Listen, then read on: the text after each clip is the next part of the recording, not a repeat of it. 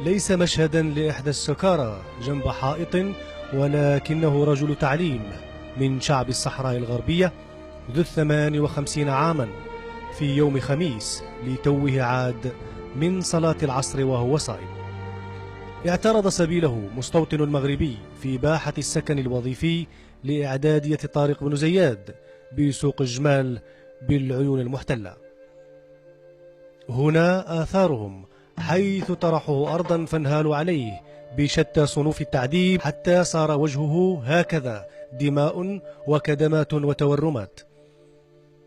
سقط حينها جريحا مدمن، والبوليس المغربي بأزيد من 6 سيارات ترابط على مقربة من المكان. يستنكر المدير حضور قناة الغربية ولا يريد لنا التقاط المشهد بحمولته العنصرية بحجة أنه لا يوجد ترخيص. يعنفون شعبنا ويلزموننا بتراخيص لنوثق لأنفسنا حجم الضرر.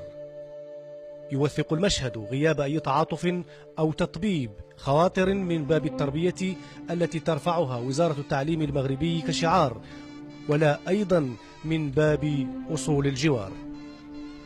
عنصرية شاخصة في حق المعروف مصطفى، سبقها تهديد وضرب قبل سنة، وسب وقذف واتهام بالانفصال والانتماء لجبهة البوليساريو، وبأنه عليه كصحراوي أن يحزم حقائبه ويرحل من الصحراء.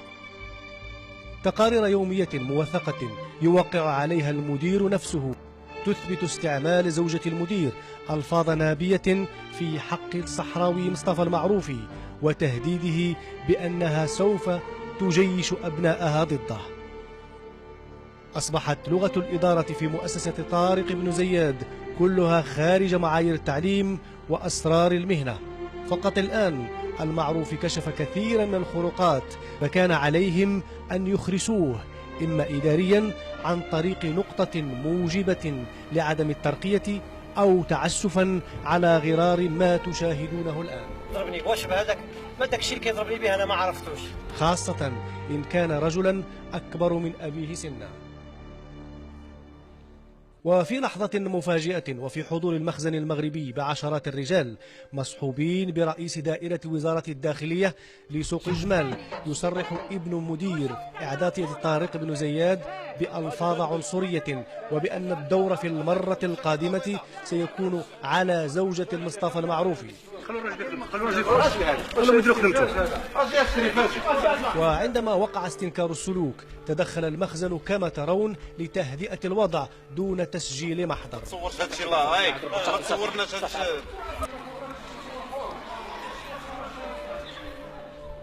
يصر المخزن على عدم التصوير. شعارهم تطبيق القانون، لكنهم لا يريدون لقوانينهم أن توثق صوتا وصورة، ليرى العالم حجم الديمقراطية المغربية في مواجهة شعب الصحراء الغربية. إلى هنا ثبت بالملموس أن ما وثقناه شكل إحراجا كبيرا للمخزن المغربي. لقد أصروا على اعتقال الصحفي مصور التقرير ومعده إلى قسم الاستعلامات العامة، وفي ظلمة الاعتقال أجري التحقيق دون إخبار النيابة العامة أو تحرير محضر في شق هذا الاعتقال الاحتياطي التعسفي، فيما يطلق سراح الجاني. عبد رب بادي، قناة الغربية، العيون المحتلة.